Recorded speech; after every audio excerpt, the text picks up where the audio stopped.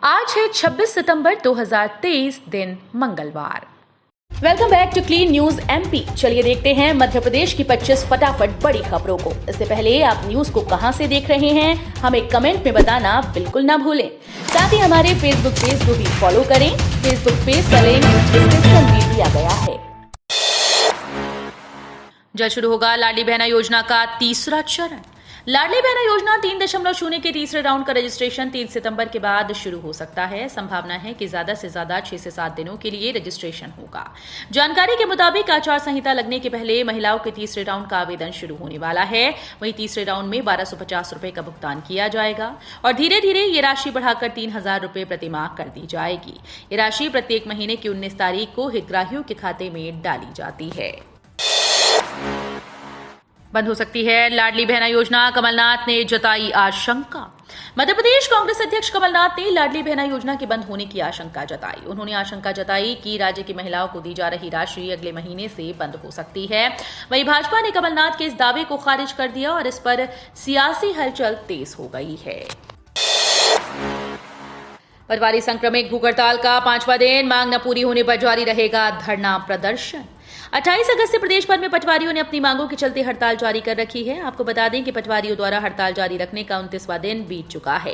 वहीं साथ में पटवारी संक्रमित भी भूख हड़ताल पर धरना प्रदर्शन जारी किया, जिसका 5वां दिन बीत गया। पटवारियों ने इस हड़ताल को जारी कर रखा है क्योंकि अभी तक उनकी मांग पूरी नहीं की गई। इनका कहना है कि सरकार हमारी मांगों के प्रति किसी भी तरह से जागरूक नहीं हो रही और जब तक हमारी मांगों को पूरा नहीं किया जाएगा तब तक हम ऐसे ही हड़ताल जारी रखेंगे। आउटसोर्स कर्मचारियों को मर्ज करने का प्रस्ताव पास। नगर निगम ग्वालियर के विनियमित और आउटसोर्स कर्मचारियों के लिए चुनावी साल में कांग्रेस नगर सरकार ने बड़ी सौगात दी। कर्मचारियों के हित में महत्वपूर्ण निर्णय एमआईसी की बैठक में पास कर परिषद में भेज दिया। विनियमित कर्मचारियों को 6वां 7वां वेतनमान लाभ दिए जाने, आउटसोर्स कर्मचारियों को निगम में मर्ज करने का प्रस्ताव पास किया गया है। आगामी 29 सितंबर को निगम परिषद की बैठक में ये मुद्दा लाया जाएगा। इंदौर में राष्ट्रपति की सुरक्षा व्यवस्था के लिए चप्पे चप्पे पर तैनात रहेंगे पुलिसकर्मी। इंदौर में आज 26 सितंबर से होने वाले 2 दिवसीय इंडिया स्मार्ट सिटी कॉन्क्लेव के लिए अतिथियों के आगमन का सिलसिला शुरू हो गया। आयोजन में देश की 100 स्मार्ट सिटी के अधिकारियों को ही बुलाया गया है। वहीं 27 सितंबर को कार्यक्रम में राष्ट्रपति द्रौपदी मुर्मू भी शामिल होंगी, जिनकी सुरक्षा व्यवस्था को लेकर पुलिसकर्मियों की तैनाती कर दी गई। यहाँ करीब 500 पुलिसकर्मियों की तैनाती की गई है। स्मार्ट सिटी कॉन्फ्रेंस में 100 शहरों के मेयर होंगे शामिल। राष्ट्रपति देगी इंदौर को पुरस्कार। देश के सबसे स्मार्ट शहरों में शुमार इंदौर को एक और बड़े आयोजन की मेहमान नवाजी का मौका मिला है। 2 मिनी स्मार्ट सिटी कॉन्फ्रेंस आज मंगलवार से शुरू होंगी। इसमें 100 से ज्यादा शहरों के मेयर और अफसर जुटेंगे। राष्ट्रपति द्रौपदी मुर्मू भी शामिल हो रही हैं। उनके हाथों इंदौर सहित 15 शहरों को स्मार्ट सिटी पुरस्कार मिलेगा। कॉन्फ्रेंस के पहले दिन स्मार्ट शहरों के अफसरों और जनप्रतिनिधियों का संवाद होगा। इसके अलावा इंदौर व उज्जैन में स्मार्ट सिटी मिशन के प्रोजेक्ट्स को अवलोकन करने भी वे जाएंगे। अग्निवीर योजना में बड़े बदलाव की तैयारी, 50% जवान किए जा सकते हैं स्थायी। सेना में नियुक्ति के लिए साल 2022 में लागू की गई अग्निवीर योजना में सरकार बड़े बदलाव की योजना बना रही है। खबर है कि जल्द ही सेना में स्थायी होने वाले जवानों की संख्या में इजाफा हो सकता है। फिलहाल इसे लेकर आधिकारिक तौर पर कुछ नहीं कहा गया। मौजूदा प्रावधानों के तहत अग्निवीर योजना के तहत सेना का हिस्सा बनने वाले जवानों में से 25% को प्रशिक्षण के बाद स्थायी किया जाता है। प्रदेश में फिर से अपनी सरकार बनाएंगे, सीएम शिवराज ने कहा। मुख्यमंत्री शिवराज सिंह ने भोपाल में आयोजित कार्यकर्ता महाकुंभ में कहा कि प्रदेश में फिर से बीजेपी की सरकार बनेगी। लोकसभा चुनाव में 29 सीट जीतकर प्रधानमंत्री नरेंद्र मोदी को 29 कमलों की माला पहनानी है। एमपी में हमने कई काम किए हैं। कांग्रेस ने राज्य को बीमारू बना दिया था, लेकिन हमारी सरकार ने एमपी को मिले बीमारू राज्य के तमगे को हटाया। आज हम गर्व से कहते हैं, हमने प्रदेश को विकास के पथ पर आगे बढ़ाया है। बागियों की कांग्रेस में नहीं होगी घर वापसी, सिंधिया समर्थकों पर भी पार्टी सख्त। मध्य प्रदेश में होने वाले विधानसभा चुनाव से पहले दल बदल का खेल शुरू हो चुका है। इस बीच कांग्रेस ने दावा किया है कि पार्टी सिंधिया समर्थकों को वापस कांग्रेस में एंट्री नहीं देगी। दरअसल बुंदेलखंड में निकाली जा रही कांग्रेस की जन आक्रोश यात्रा का नेतृत्व कर रहे पूर्व मंत्री और कांग्रेस नेता अरुण यादव छतरपुर पहुंच चुके थे, जहां पिछले साल सिंधिया के साथ कांग्रेस छोड़कर गए नेताओं को लेकर पूछे गए सवाल पर यादव ने कहा कि जो लोग कांग्रेस छोड़कर गए थे हम उनको बिल्कुल भी नहीं लेंगे। सीएम शिवराज के निर्देश, लाडली बहना योजना की तरह ही सस्ते रसोई गैस सिलेंडर दिलवाने का काम करें। जिस तरह प्रदेश में मुख्यमंत्री लाडली बहना योजना का क्रियान्वयन टीम भावना के साथ किया गया, उसी तरह रसोई गैस सिलेंडर रीफिलिंग योजना का लाभ दिलाने का काम भी करें। एक भी पात्र महिला इस लाभ से वंचित न रहे। हितग्राहियों को शीघ्र ही योजना के अंतर्गत राशि अंतरित की जाएगी। ये निर्देश मुख्यमंत्री शिवराज सिंह चौहान ने सोमवार को प्रदेश में चल रहे पंजीयन कार्य की वर्चुअली समीक्षा करते हुए कलेक्टर्स को दिए। भोपाल में बड़े तालाब के ऊपर एयर शो की प्रैक्टिस। 30 सितंबर को एयरफोर्स दिखाएगी लड़ाकू विमानों का पराक्रम। भोपाल के बड़े तालाब पर 30 सितंबर को वायुसेना का शौर्य और पराक्रम दिखाई देगा। इसमें सुखोई, मिराज जैसे 70 लड़ाकू विमान और हेलीकॉप्टर अपना दम दिखाएंगे। इन विमानों ने जमकर प्रैक्टिस की। बड़े तालाब के ऊपर चल रही इस प्रैक्टिस का नजारा शहर भर के लोगों ने देखा और सराहा। पुराने शहर के लोगों ने छतों पर आकर करीब 2.5 घंटे तक वायुसेना की इस प्रैक्टिस को देखा।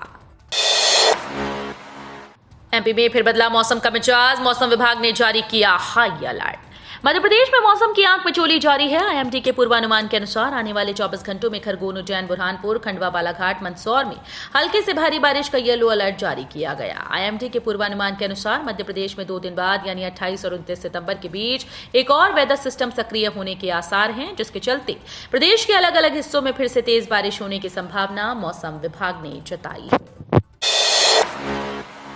कांग्रेस एक कंपनी बन गई, इसका ठेका अब अर्बन नक्सलियों के पास। पीएम ने कांग्रेस पर भ्रष्टाचार का आरोप लगाते हुए कहा कि कांग्रेस की जहां जहां सरकार बनी वहां इन्होंने सिर्फ लूटा, राज्यों को बर्बाद कर दिया। अगर आपने एमपी में इन्हें मौका दिया तो ये यही हाल एमपी में करेंगे। पीएम मोदी ने कहा कि कांग्रेस ने अब अपनी बर्बादी का ठेका किसी और को दे दिया। अब कांग्रेस को कांग्रेस के नेता नहीं चला रहे, अब कांग्रेस एक कंपनी बन गया है। इस किनारे से लेकर नीति तक सब आउटसोर्सिंग पर चल रहा है।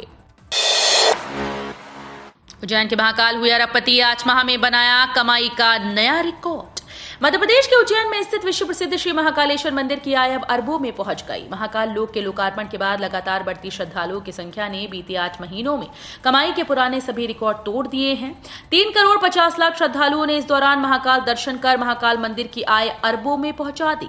ये आय मंदिर समिति को श्रद्धालुओं द्वारा दिए गए लड्डू प्रसादी, गर्भगृह दर्शन, शीघ्र दर्शन और दान पेटी से प्राप्त हुई। 29 सितंबर से श्राद्ध पक्ष में इंदौर के हंसदास मठ पर होगा निःशुल्क तर्पण। श्रद्धा सुमन सेवा समिति द्वारा अपनी 24 वर्ष पुरानी परंपरा का निर्वाह करते हुए इस वर्ष भी 29 सितंबर से 14 अक्टूबर तक श्राद्ध पक्ष के दौरान एयरपोर्ट रोड पीलिया खाल स्थित हंसदास मठ पर निःशुल्क तर्पण अनुष्ठान होगा।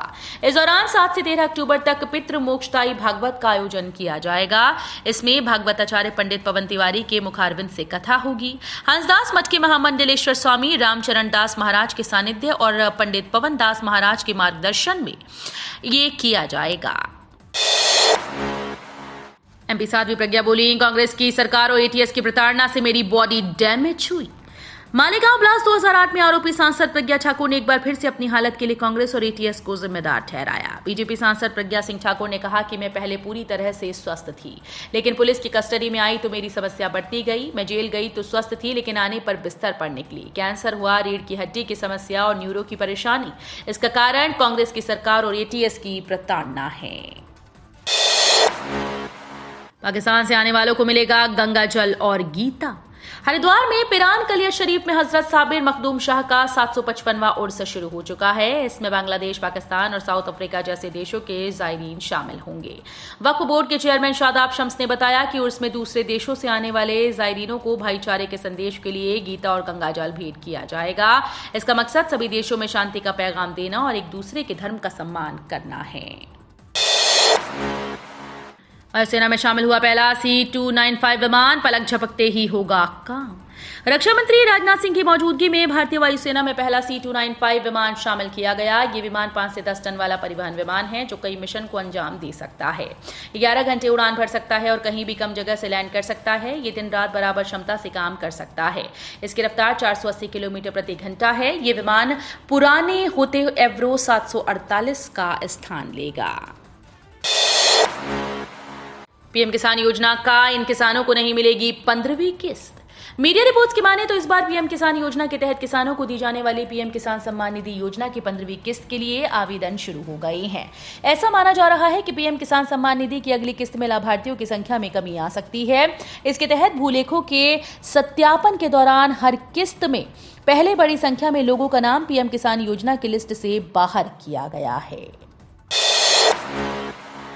एमपी में बीजेपी उम्मीदवारों की दूसरी सूची जारी। विजयवर्गीय, तोमर और प्रहलाद पटेल भी लड़ेंगे चुनाव। बीजेपी ने विधानसभा उम्मीदवारों की अपनी दूसरी सूची जारी कर दी। सत्ताधारी दल ने दूसरी सूची में 39 विधानसभा उम्मीदवारों का ऐलान किया है। खास बात है कि भाजपा ने अपने तमाम दिग्गजों को मैदान में उतार दिया। केंद्रीय कृषि मंत्री नरेंद्र सिंह तोमर और प्रहलाद सिंह पटेल भी विधानसभा चुनाव लड़ेंगे।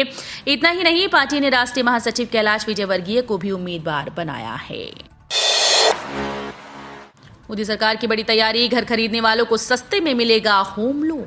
शहरों में लोगों को घर के लिए रियायती दर पर कर्ज उपलब्ध कराने के लिए सरकार अगले 5 सालों के दौरान 60,000 करोड़ रुपए खर्च करने पर विचार कर रही है।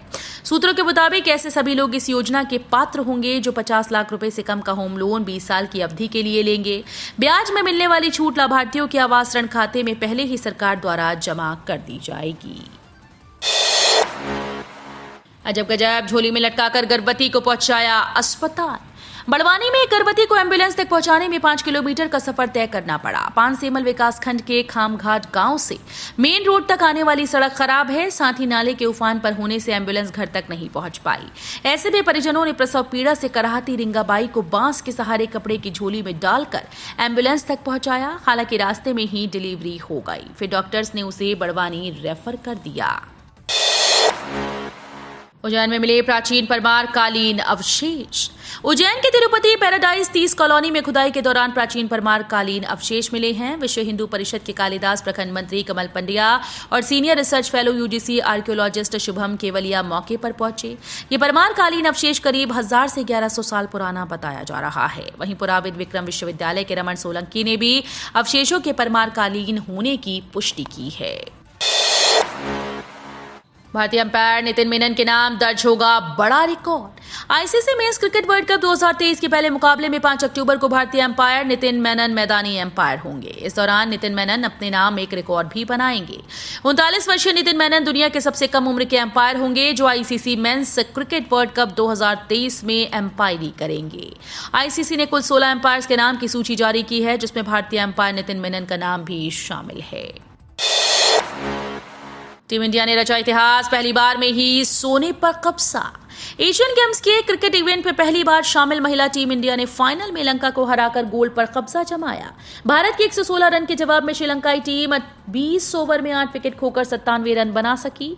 स्मृति मंधाना और जेमिमा की शानदार पारी और टिटास साधु ने 4 ओवर में 6 रन देकर 3 विकेट झटके। इससे पहले 2010-2014 में भी क्रिकेट एशियन गेम्स में शामिल था, लेकिन भारत ने अपनी टीम नहीं भेजी थी। तो ये थी आज की 25 फटाफट बड़ी खबरें। अगर आपको न्यूज पसंद आई हो तो वीडियो को लाइक और शेयर जरूर करें। धन्यवाद।